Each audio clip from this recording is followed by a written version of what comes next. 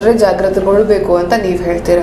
ಸರಿ ಸರ್, ಇವಾಗ ರಾಜ್ಯದ ವಿಚಾರಕ್ಕೆ ಬಂದ್ರೆ ಮತ್ತೊಂದ್ ಕಡೆ ನಮ್ಮ ಬೆಳಗಾವಿ ವಿಚಾರಕ್ಕೆ ಬರೋ ಹಾಗಿದ್ರೆ ಮತ್ತೊಮ್ಮೆ ಆಬ್ವಿಯಸ್ಲಿ ನಿಮ್ಗೆ ಗೊತ್ತಿದೆ ಮೃಣಾಲ್ ಅವರು ಏನು ಬೆಳಗಾವಿ ಕ್ಷೇತ್ರದಿಂದ ಇಟ್ಕೊಂಡಿರುವಂತದ್ದು. ಈ ಒಂದು 2-3 ಕ್ಷೇತ್ರಗಳಿದಾವೆ. ಮೇಲ್ನೋಟಕ್ಕೆ ಜಾರಕಿಹೊಳಿ ಕುಟುಂಬ ಅಂದ್ರೆ ಜಾರಕಿಹೊಳಿ ಕುಟುಂಬ ಅನ್ನೋಕ್ಕಿಂತ ಸತೀಶ್ ಜಾರಕಿಹೊಳಿ ಅವರು ಹೇಳಿದ್ದಾರೆ ಆಯ್ತು ಮಾಡೋಣ ಅನ್ನೋ ಲೆಕ್ಕದಲ್ಲಿ ಮೇಲ್ನೋಟಕ್ಕೆ ಇರ್ಬೋದು ಅಥವಾ ನಿಜಕ್ಕೂ ಇಲ್ಲಿ ಅರ್ಭಾವಿ ಕ್ಷೇತ್ರ ಮತ್ತು ಗೋಕಾಕ್ ಕ್ಷೇತ್ರ ಎರಡೂ ಬಿಜೆಪಿಯದ್ದು. ಪ್ಲಸ್ ಅಷ್ಟಕ್ಕಷ್ಟೇ ರೈವಲ್ರಿ ಯಾವ ರೀತಿ ಇದೆ ಅಂತ ನಮ್ಗೆ ಗೊತ್ತಿರುವಂತದ್ದು.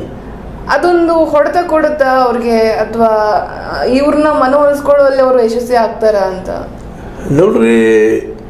ಅವರಂತೆ ನೀವು ಈಗಾಗಲೇ ಹಲವು ಸಲ ಚರ್ಚೆ ಮಾಡಿದ್ದ ಮತ್ತೊಮ್ಮೆ ಚರ್ಚೆ ಮಾಡೋದ್ರಲ್ಲಿ ಅರ್ಥ ಇಲ್ಲ. ಮೊದಲೇದು ಅವರು ಕುಟುಂಬ ರಾಜಕಾರಣದವ್ರು ವಿಚಾರ ಮಾಡೋರು ಯಾರಾದರೂ ಇಲ್ಲಿ ಜಾರಕಿಹೊಳಿ ಕುಟುಂಬ ಆದರೂ ಅಷ್ಟೇ. ಆದರೆ ಇಲ್ಲಿ ಇವರು ಏನಿದ್ದಾರೆ ಇವರು ಮತ್ತು ಸಹಜವಾಗಿ ಬಿ ಜೆ ಪಿಯಲ್ಲಿದ್ದಾರೆ. ಅವ್ರು ಹೇಳ್ಕೊಳಿಕ್ಕೆ ಒಂದು ಆಸರ ಅದ.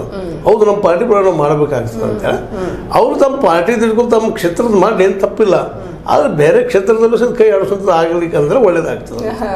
ಯಾಕಂದ್ರೆ ಅದು ಅವು ಸಾಧ್ಯತೆಗಳಿದ್ದಾವೆ. ಯಾಕಂದ್ರೆ ಮೂಲತಃ ಅವರಲ್ಲೂ ನೋಡ್ರಿ ಇಲ್ಲಿ ಏನಾಗಿಬಿಟ್ಟದಂದ್ರೆ ಕುಟುಂಬಗಳ ಮಧ್ಯದಲ್ಲೇ ಒಂದು ವೈರತ್ವ ಬೆಳೆದ್ಬಿಟ್ಟದು. ಈಗ ಬಂತಲ್ಲ ಮುನಿಯಪ್ಪಗೆ ಮತ್ತು ರಮೇಶ್ ಕುಮಾರ್ ಅವ್ರಿಗೆ. ಹಂಗೆ ಇಲ್ಲೂ ಯಾವುದೇ ಪ್ರಸಂಗ ಇಲ್ಲ ಅವ್ರನ್ನ ಗೆಲ್ಲಿಸ್ಕೊಡ್ಬಾರ್ದು, ನಾವು ಅವ್ರನ್ನ ಓಡಿಸ್ಬೇಕು ಅನ್ನೋದು ತಮ್ಮ ರಾಜಕೀಯ ಸಲುವಾಗಿ ಇಲ್ಲೂ ಅಷ್ಟೇ ಆಗ್ತದೆ.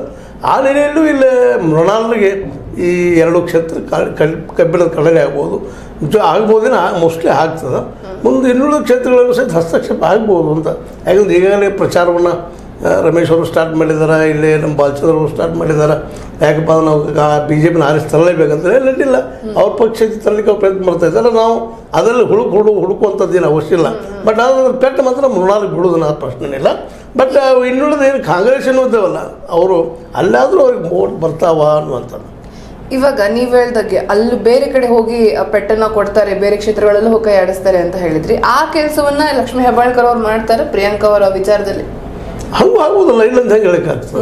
ಅವು ಒಳಗಿರ್ತವೆ, ಮೇಲೆ ಹೇಳಕ್ಕೆ ಆಗೋದಿಲ್ಲ. ಮತ್ತು ಅವ್ರಿಗೆ ಒಳಗೆ ನೋವು ಇರೋದಲ್ಲ ರೀ, ಗ್ರಜ್ಜಸ್ ಇರುವನ ಅವರು ಇರ್ಬೋದು. ಅಲ್ಲಿ ಆ ರೀತಿ ಅಲ್ಲಿ ಲಕ್ಷ್ಮಣ ಸವದಿ ಬಿಹೇವ್ ಮಾಡ್ತಾರೆ, ಏನು ಮಾಡ್ತಾರೆ, ಒಂದು ಹಾಗೆ ಅವ್ರು ಯಾವ ರೀತಿ ಮಾಡ್ತಾರೆ. ಅದೇ ಕಾಲಕ್ಕೆ ಇವರು ಏನು ಅಲ್ಲಿ ಸಿಚುವೇಶನ್ ಮೇಲೆ ರೀ ಹೇಳಕ್ಕೆ ಆಗೋದಿಲ್ಲ. ಬಟ್ ಆದರೂ ಭಯ ಮಾತ್ರ ಒಳಗೆ ಸಮಸ್ಯೆ ಮಾತ್ರ ಇದ್ದೇ ಇರ್ತದೆ. ಭಯ ಒಂದು ಸಮಸ್ಯೆ.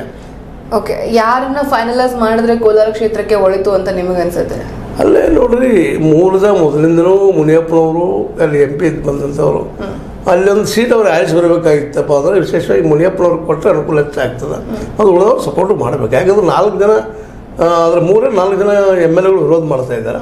ಮತ್ತು ಆ ಕ್ಷೇತ್ರದೆಲ್ಲ ಓಟ್ ಬರಲಿಲ್ಲ ಅಂದರೆ ಸಂಸದ ಹೊಡೆದು ಬೀಳ್ತದೆ ಅಲ್ಲೇ. ಯಾಕಂದ್ರೆ ಅಲ್ಲಿ ಈಗ JDS ಅವರು ಒಂದು ವಿಚಾರ ಮಾಡಿದ್ದಾರೆ. ಮುನಿಯಪ್ಪನವ್ರು ಕೊಡಲಿಲ್ಲ ಅಂದರೆ ಮುನಿಯಪ್ಪನವ್ರು ಒಳ್ಳೆಯವರಿಗೆ JDS ಅವ್ರು ಟಿಕೆಟ್ ಲೆಕ್ಕದಾಗ ಹಾಕಿದ್ದಾರೆ. ಇವೆಲ್ಲ ಅಲ್ಲಿ ತಿಕ್ಕಾಟ ಹೇಳಿದ್ದಾರೆ ಅವರು.